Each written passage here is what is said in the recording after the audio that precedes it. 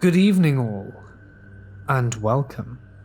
Tonight we have a collection of Let's Not Meet stories pertaining to buses. So I hope you're ready for an interesting ride.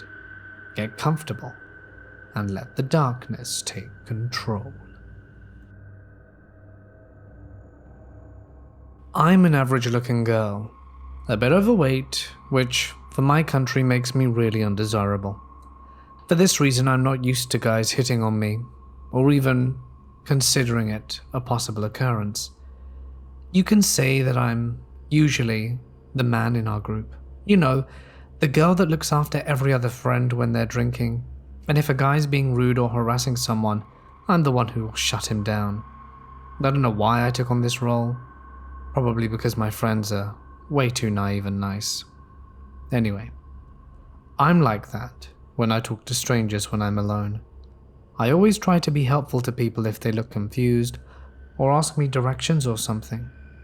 On this particular night, I was going home from school.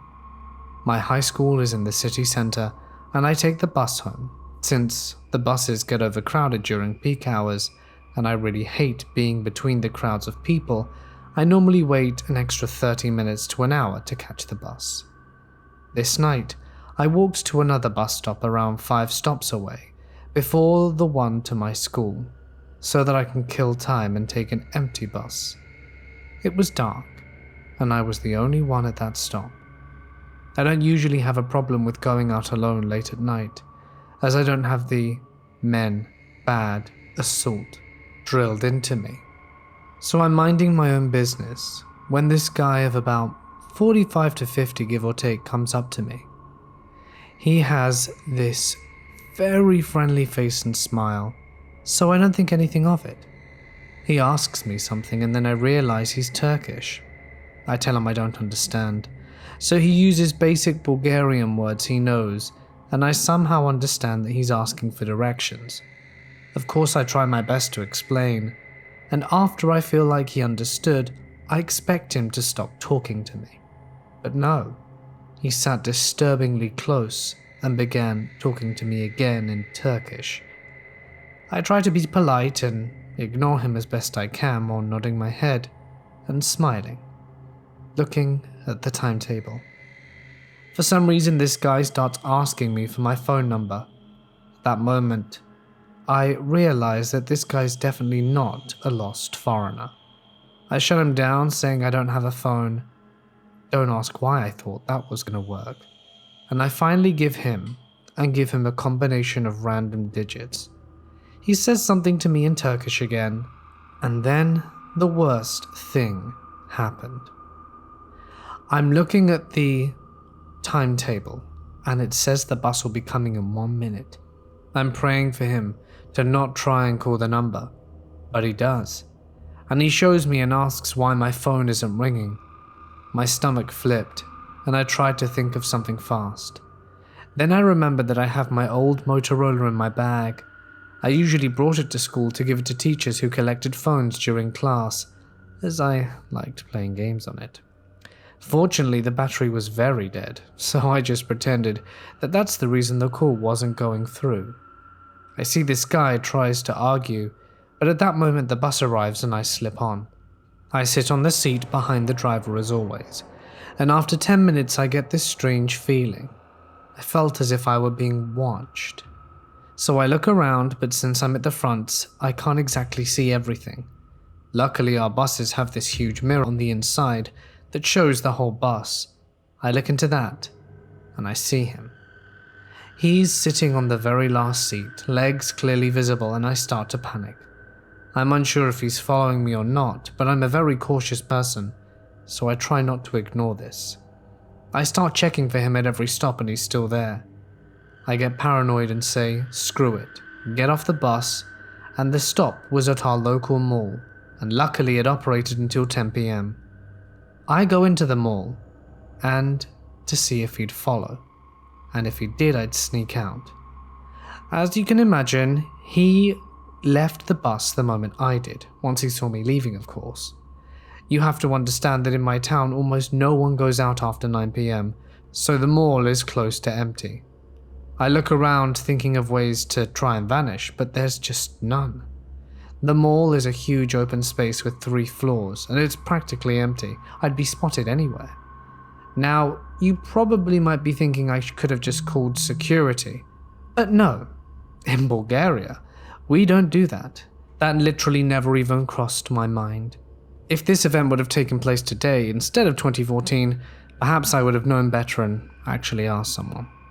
But anyway, the security wasn't even around if I wanted them to be, and I do the most logical thing I can and decide to utilize the knowledge I had acquired in the previous week. You see, the mall had a cool corridor system behind the stores. It was completely unmarked by any signs, and if you didn't know where you were going, you'd probably get lost because it's just endless white corridors that lead to empty rooms for storage and other stuff. Well, me being an avid anime fan, loved going through these corridors and pretending I'm a ninja from Naruto on a mission. 16-year-old me, am I right? So I can proudly say that I learned the right path to the back stairway of the mall, because I'm smart and obsessed with the idea of being a spy. I thought I'd lure this creepy guy into the corridors and then just go from the back end of the mall. I firstly entered H&M and pretended to look around just to see if he was really stalking me. He didn't even try to hide. He just followed around. He stood outside the store, staring, maybe inching towards it, pretending like he was going to go in. I got really scared for a second, but then remembered I'm like the best 007 agent out there and continued walking around the mall, finally entered the corridors and booked it to the staircase. I ran out and didn't stop running for 2 buses. I tried looking back, but there was no one there. So at that moment I proudly decided that I was the hero I always thought I was and went home. Today, being a 21-year-old grown-up, I just think how stupid that is, and how I'd probably be 10 times as scared today than I was back then. I hope it never comes to that. I have a lot of creepy things that have happened to me, and perhaps I'll share the rest at another point. This happened back in the 1980s, when I was an older teen, perhaps 19. I was living in Louisville at the time and was taking a bus to a shopping mall. I loved taking this bus to this particular mall. The mall was considered a more high-end mall in a nice neighborhood. It was rarely very crowded.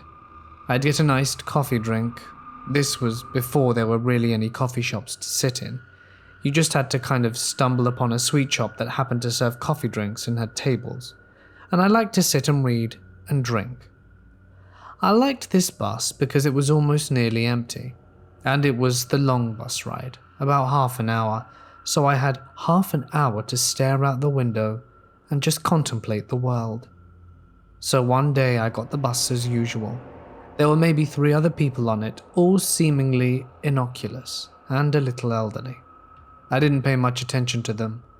I sat in the middle part of the bus where the windows was especially wide and proceeded to space out and stare out, lost in my own thoughts. I didn't know what made me look up. We were about halfway there when for some reason I looked up at a smaller, older man at the front of the bus in the handicap section. He was wearing a pale yellow polo shirt. I then did a double take, or maybe just stared because I couldn't figure out what he was doing. At first, it looked like he was holding something under his shirt, or fiddling with something over his shirt. I was especially naive at the time and just didn't understand what was going on, but it looked a bit strange. And then he was kind of petting it, and I was like, no, what? Like I said, I was young and naive, and it took me a while to figure it out. Then I saw a wet spot form on his shirt, and I quickly turned back to the window and began really intently looking out. Well, wouldn't you know it, but the dude stood up and started making his way back to where I was sitting. I smacked my hand down real fast on the seat next to me so the guy sat behind me. "Does your hand in the seat mean it's taken?" he asked. "Yep," I say. I look up and catch the bus driver's eye in the rearview mirror. I had no idea what to do or even how to react really. It was funny and gross all at the same time. Again, this was the 80s. There wasn't the kind of awareness or communication like there is now.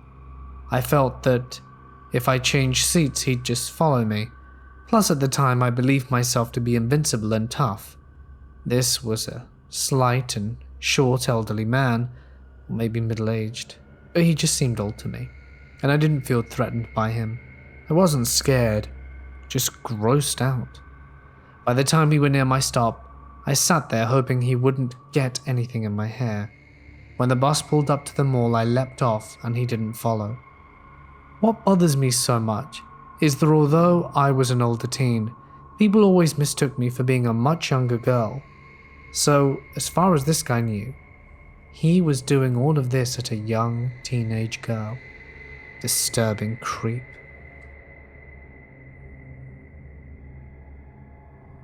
During 2015, I moved to New York City with my family from Chile, and my then boyfriend came over to visit me. We were both 18 years old at the time, and our first language was Spanish. We had basically made it our goal to visit most of New York City, including the non-touristy places, off the beaten path places and stuff. So one day we decide to go to the only borough we've not been to, Staten Island. We cross over the ferry and hop on the bus to South Beach at around noon. We spend the whole afternoon on the beach chatting, taking pictures and such, and walking along the beach in the direction of the ferry terminal. As it starts to get dark, my mum calls me and tells me to come home as soon as possible as she's getting worried. So, slightly pissed at the fun being over, we decide to wait for the bus because we thought it would take less than walking. We waited for a really long time until one finally showed up and we took it. By this point it was already dark, but the bus seemed alright to me. Normal people on it going about their business. We were sitting at the front behind the driver on a row of seats.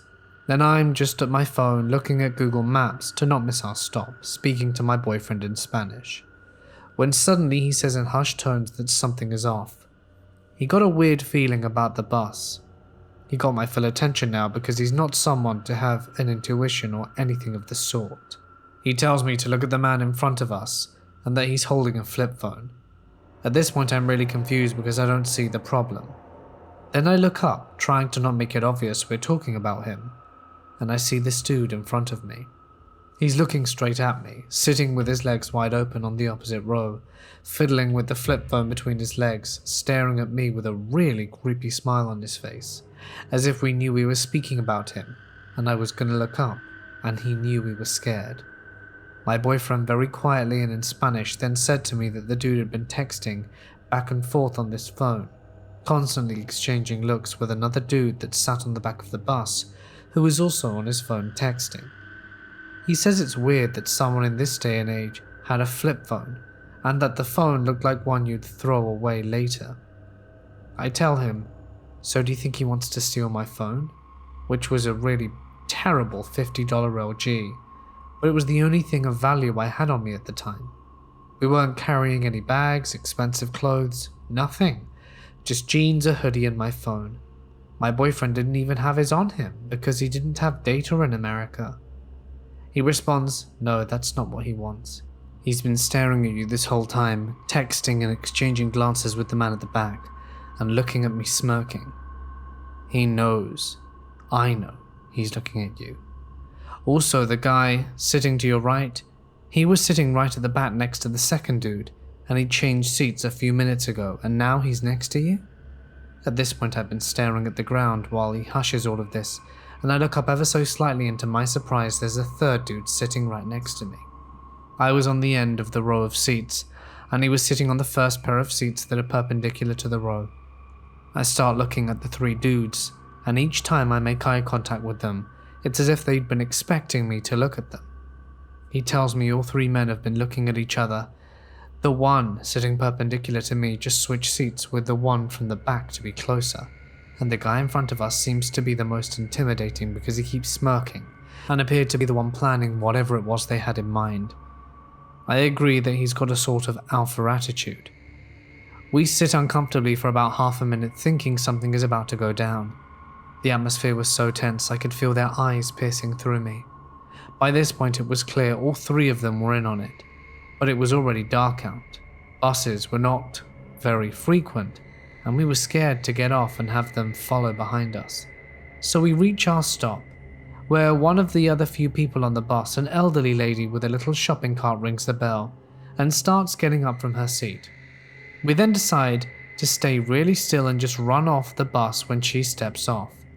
We did exactly that, remained in our seats, and when the lady was hopping off the bus, 1 foot off and the other still on, we ran and got off the doors right as they were closing. We waited for the next bus, which had more people on it and obviously didn't feel the same weird energy, and we got to the terminal to take the ferry back to Manhattan, always looking back over our shoulders. We got home to my parents and told them about it. My dad went white as a sheet and told me never to go back to Staten Island, even though he's not much for worrying. My mum, on the other hand, nearly threw a fit, said she had a really bad feeling and she wanted me to come home, and that's why she'd called me. To this day, I don't know what would have happened if we hadn't have gotten off the bus right there, and I've never felt such relief when I got off.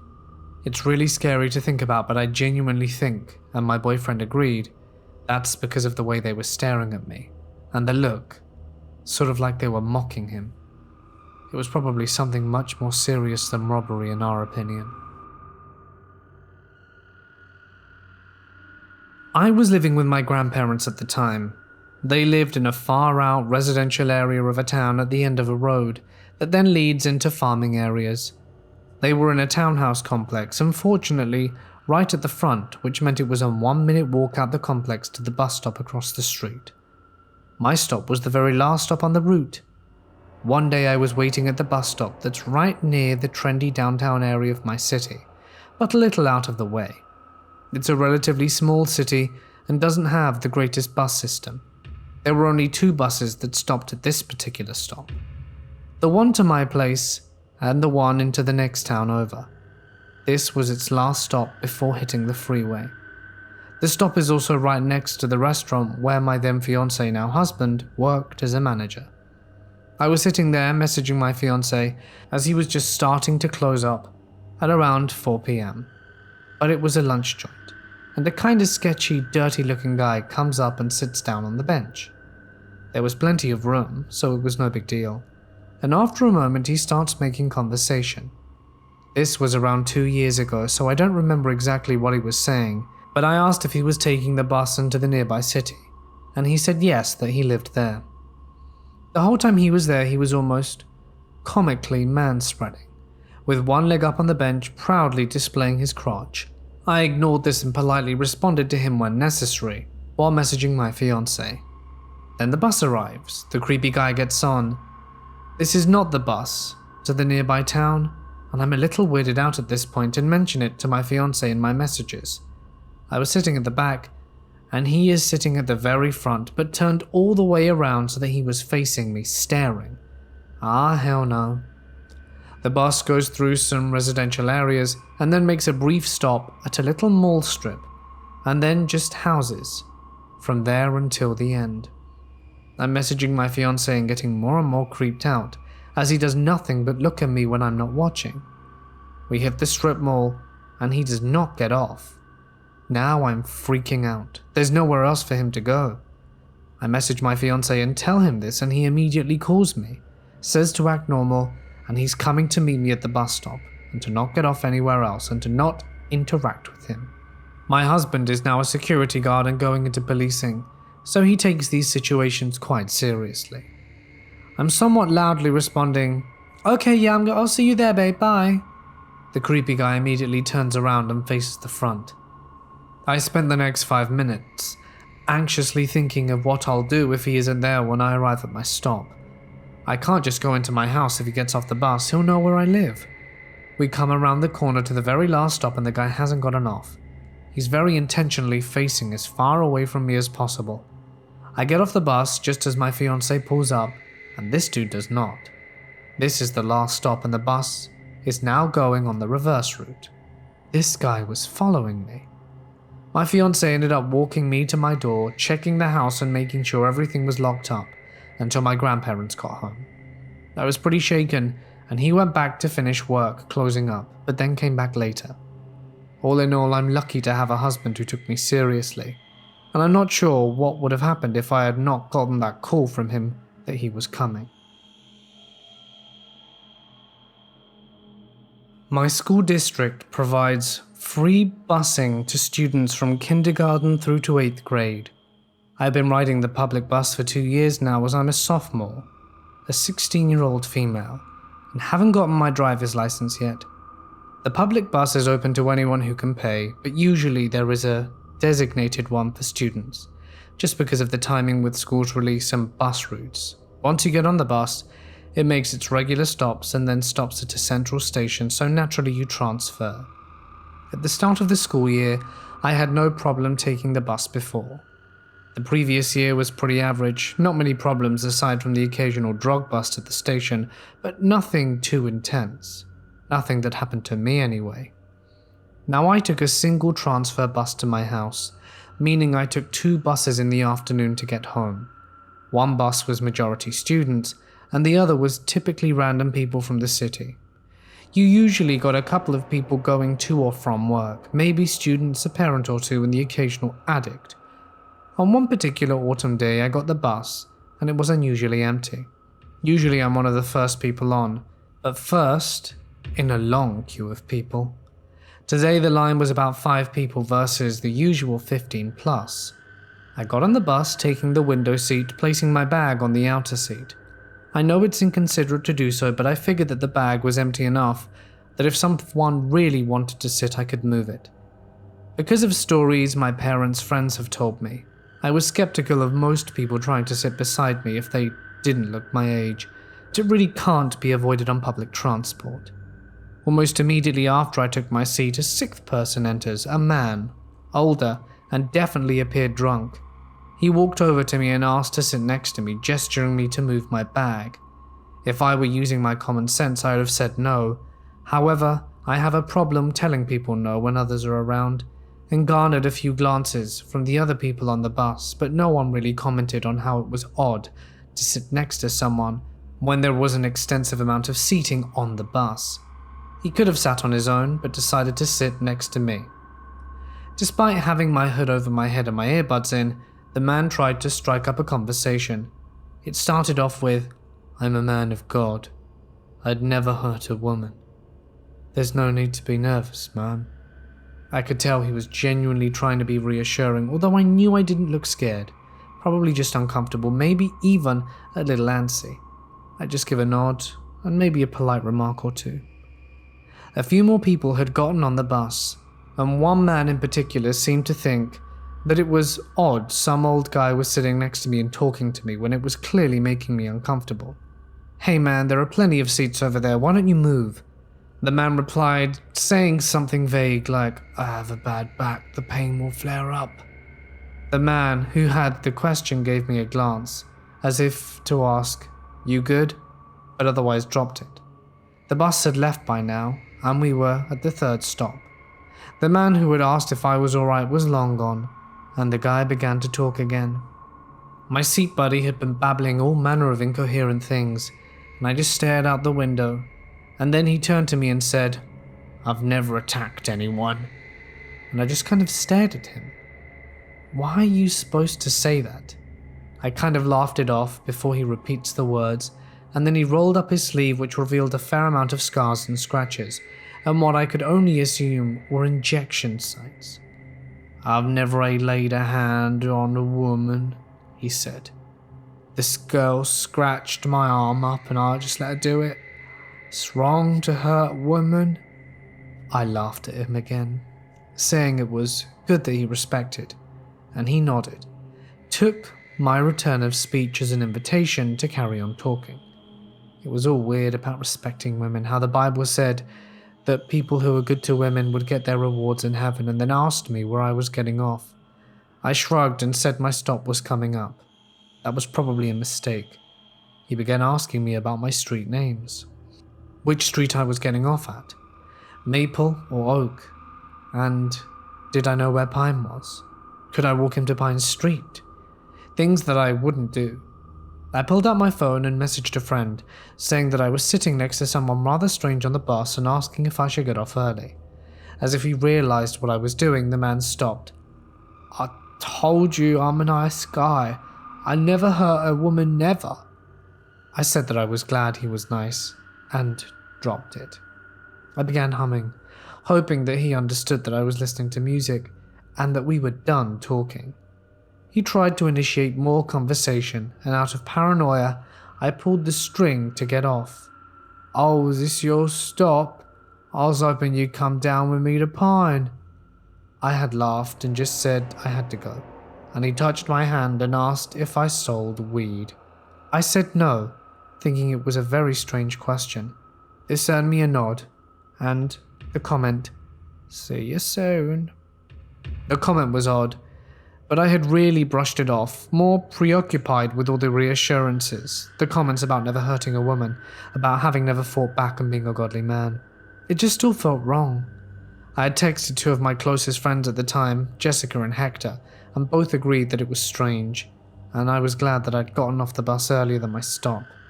I had about a 10-minute walk to my house in the rain, but it felt a hell of a lot safer than being on that bus. Fast forward about a week, there were a lot of metal pipes in my backyard because we were cleaning out the basement of our, admittedly, very old house. The people who had owned it before never fully moved out and left behind a fair amount of metal, which my parents were wishing to take to the junkyard and get paid off for. My father had joked that it was enough to buy a large dinner for our family, which would be a feat considering my parents have 5 kids with very large appetites. I was home alone with 3 of my siblings, the youngest of the 3. I was cold out, and the others were upstairs watching TV. I was sitting in the dining room on my computer, and then I heard my dog bark. Instinctively, I checked the front yard, but there had to be something there. Or someone. Perhaps it was a passerby, but there was no one there. As if forgetting about the backyard entirely, I brushed it off. However, my dog was not easily satisfied and continued to bark, now at the back windows. I had to drag my lazy ass across the house to peer into the backyard, and that's when I saw the dude from the bus. He was there, piling the rusted pipes into a trailer attached to his bike. He didn't seem to notice me or my dog watching from the window despite all the noise. It was almost methodical the way he shoveled the pipes into his tiny trailer. I didn't know what to do. I could yell, but he would know I was home alone. Why would I be calling out to some guy robbing me? I didn't want to put me or my siblings in danger, not to mention the pipe could potentially be a weapon. So I simply hooked up the dog and prepared to go outside and confront him. I knew it was the same man from before, because when I'd stepped foot out the door, his head finally turned and he smiled. "Oh, hey, I thought you lived on Maple. After all, that's where you got off." He seemed unfazed, and I was stunned. And that's when I heard the familiar crinkling of gravel under rubber, and realized my mum had made it home. She was out the car in an instant, yelling at the man to return her property, even if it was just rusted pipes. The man waved one of the pipes at her in a threatening manner before hopping on his bike and riding away. My mum wasn't too pleased with me, saying I should have done something. I told her I did what I could, and she said she was glad that I was alright. She filed a police report, but no one ever found him, and what could they really do? The pipes were practically worthless and long gone by now. I still haven't mentioned what happened with the man to anyone but Jessica and Hector and a few other friends of mine. Now I only take the student bus to a busy coffee shop downtown and walk the rest of the way home. I take more complex ways and add many twists and turns needed if someone tries to start a conversation with me. I know it's probably just some sort of paranoia, but I can't figure out how the guy found my house, whether it was coincidence or not. But he knew where I got off the bus. He remembered, and that was enough to faze me for ages. I still think about this even though it's happened at the beginning of 2019. And so, although I hate to end with a cliche, the guy on the bus, let's not meet again.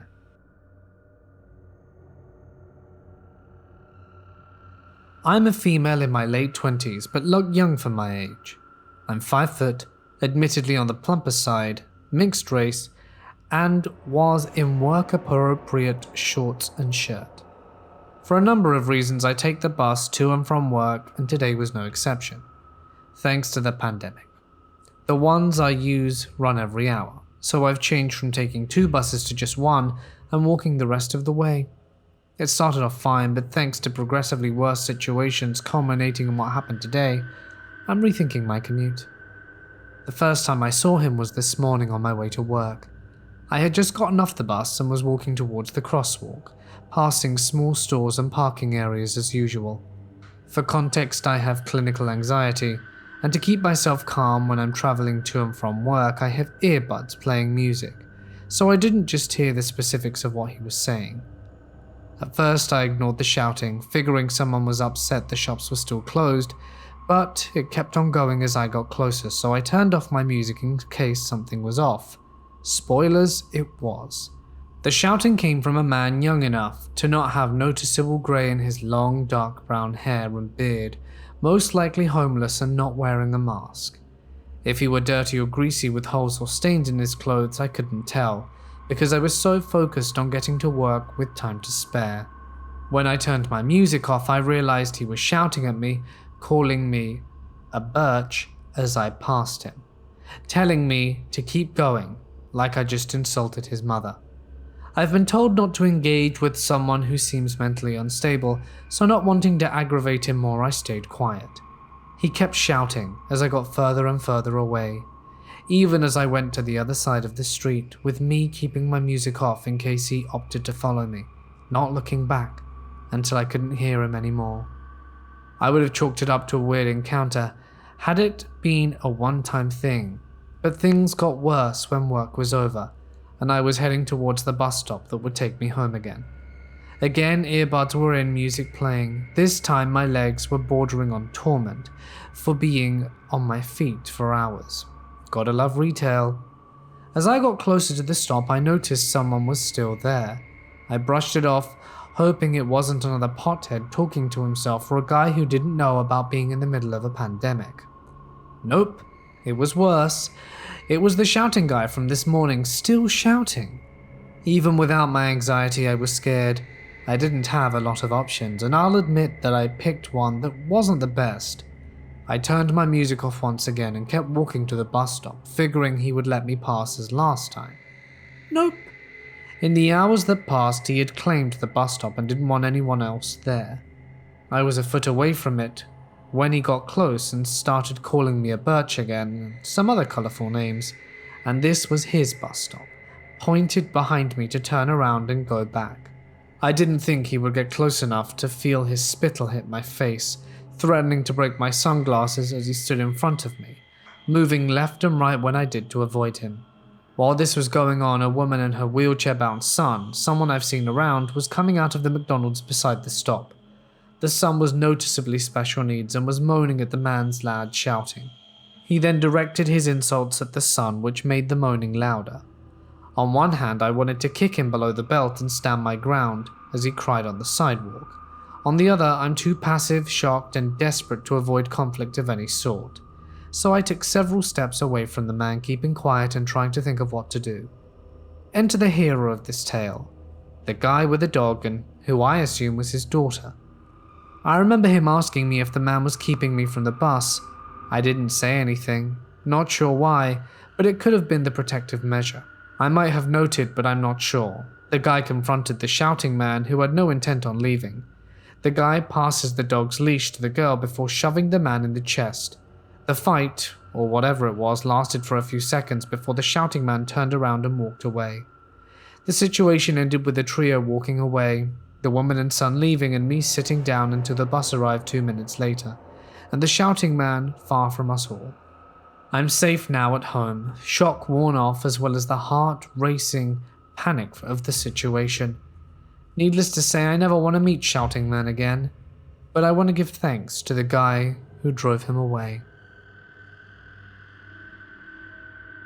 My university campus is spread and scattered through the city, which means that the unibus itself is free of charge, but you have to show your student ID to the driver in order to ride. So by that logic, no random person is supposed to get in. The study campus is at the center of the city. At the time of this happening, I was staying with my then-boyfriend, who was living in a dorm away from the city center. This is the same dorm where the buses resided, and was the only one in which was spread into different blocks like a village. This was 2016. It was my last night out with my course mates, as we were due to graduate later in the year. We had finished all our assessments at this point, and were waiting for our dissertation grades.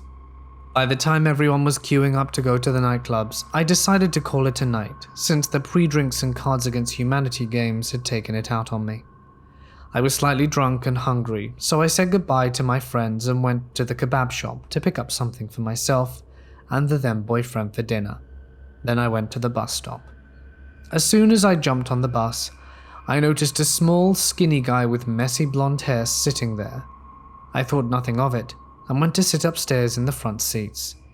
As soon as the bus started to ride off, the same guy came up the stairs and sat in the front seats on the other side. He was shifty, rocking slightly and glancing over at me. Meanwhile, my kebab was on the seat next to me, clearly reserved for the food, and after a few moments he asked if he could sit next to me. There were red flags starting to go off, but I said no, as there was plenty of space on the bus, and I really deeply wanted to tell him to piss off. He ignored me anyway, and immediately shifted over to the seat next to me, so I had to move my takeaway onto my own lap. He pressed questions onto me, what I was studying, what year of study, and held out his hand to shake mine. I complied, just so that there would be no trouble, so I asked him the same questions. He said, before I left, I was studying business. He left uni. When did you leave? I asked. At the end of first year, joined in 2013. That was the same year I had started. How did you make it onto the bus? They only allow students on. He pulled out his student card, which didn't expire until next year. I examined the name on the card he showed me. I remember now his first name was Daniel. It would be good to use later. He asked me when I was getting off, and I told him my stop was at the end of the line. He told me he was getting off 2 stops before mine, but that he remembers living in the village halls, and he continued to chat and rattle on. I was too concerned with the fact that we had already stopped and driven away from the spot he said he was getting off at. He was following me all the way back to the dorm. Something needed to happen. I had to think quickly, as soon as we get off. Oh no, he said with a sly grin. Looks like I missed my stop. We were approaching mine. He asked me if there was another bus going back out. I knew this was the last one, but claimed ignorance. As we were all leaving the bus, I told him on the stairs, why don't you ask the driver? This could be the getaway card I needed. Just as I stepped off, he stopped, distracted in conversation with the driver, and I pegged it, takeaway in hand. As I got to my boyfriend's room, he asked why I was so out of breath. I told him everything, and that the guy was probably still on the property. He took his keys off me and said, I'm going to go out there to see if he's still out here then. I decided that I wanted to follow since he was a larger build than the weirdo and stood at 6 foot. We both stood outside for a few minutes when suddenly the weedy guy ran towards us from the other end of the village halls. You lost? Said the boyfriend. Oh no, I was just following this bird home. I peeked my head from behind the boyfriend. Yes you were, that would be me. The blood on this guy's face dropped visibly. It might have been you, can't remember, he said. The boyfriend offered to take him to the security office. They'll help you out on your way. Where do you need to go? He kept up the pretense that he was a student and said he needed to get back to different halls, but just as we were approaching, he saw a taxi drop someone off and ran to it, gave the driver a completely different location to the halls as he had mentioned, and was gone.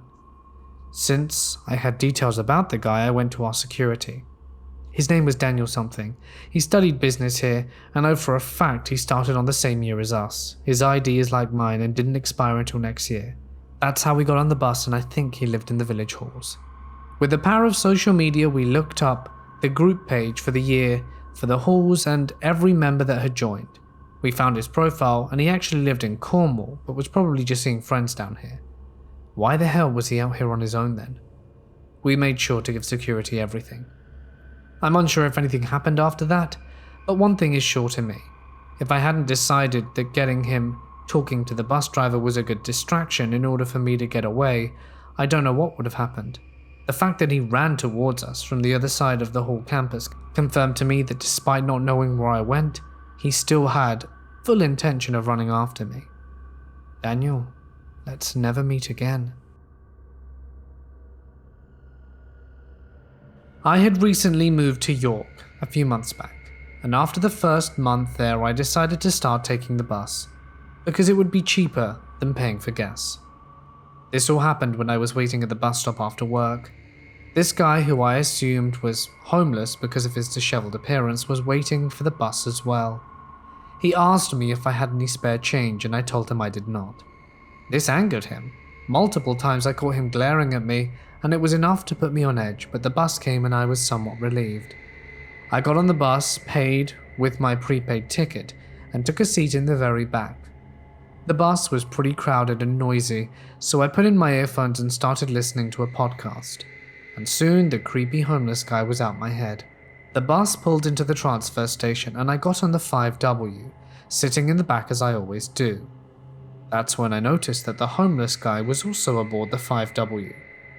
This sent some waves of anxiety through me. But I couldn't believe that he was following me yet, and I really wanted to believe it was coincidental that he was taking the same bus as me. So again, I tried really hard to keep him out of my mind, which eventually worked. I got off my bus and started walking home, earbuds in, listening to Adventure Zone, Amnesty, if anyone's wondering, and I walked up to my house and opened the door, and my pet, Lily, greeted me, like she always does. This is when things got creepy. Lily started barking, which she never does, and she was staring at the window above my kitchen sink. It was the damn homeless guy. It looked like he was fiddling with the window trying to open it. I ran outside, Lily on the leash, barking at the man and tugging against it.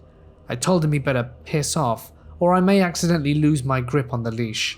He took the hint and left, and I haven't seen him since, not even at the bus stop. I considered calling the police, but there's honestly not much to tell. I probably will call them and report the homeless man, so hopefully he doesn't try it with anyone else. Thank you, Lily, for saving the day.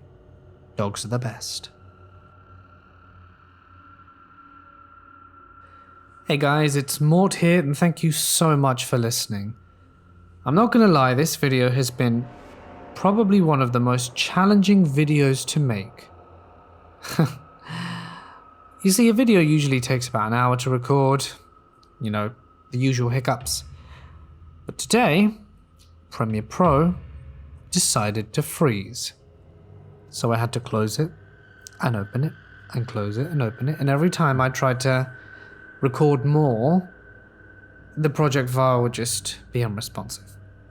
I would assume probably a lot of you don't know what I'm talking about.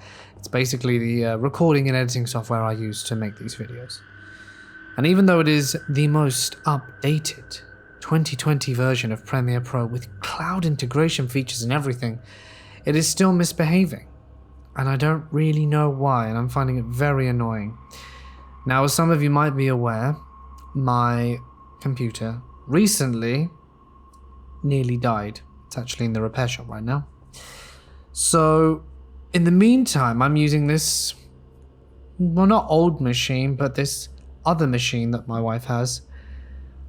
And the thing is, if you guys know computer stuff, it's got a hard drive installed. It's got two hard drives, a 1 terabyte and a 100 gig one. The 100 gig one is the one allocated for the operating system. So Windows whatever it is, 10 I think. Is it still 10? I can't remember. Point being, what brand is this? Dell. The guys at Dell were like, it'd be a good idea to have everything saved on the really miniature drive. So I've had to manually go in and tell everything, hey, don't save in the mini drive because there's no room. Save on the 1 tera drive. But the computer, I think, still uses, even though I've installed it on the D drive, the bigger drive, still, I think maybe somewhere it uses the smaller drive and that's what slows it down and makes it freeze. I don't know. This is really irritating, guys. I might need to, because I think my laptop is done, the other one, and it was getting slow to begin with. I think I might need to go buy a laptop tomorrow. This is just unacceptable now. I can't spend 2 hours recording a 48-minute video. I can't do it. It should only take one. So yes, it's been a pain, but I hope you guys enjoyed it, because it was really challenging to make this video. And halfway through, I'm gonna be honest, I genuinely did think of just packing it in and saying, you know what, this video's not happening, no video today, but you know, I still did it. So I'm proud of myself for getting it out there. Sorry for the rant at the end, but there you go. You know, tech troubles are part of everyday life, I suppose, every once in a while. I'll let you know tomorrow if I got a new machine. I'll make that decision with my wife later, because you know they're quite expensive. Thanks, guys. Stay awesome. And to you, Dell Machine, behave. And I'll see you in the next one.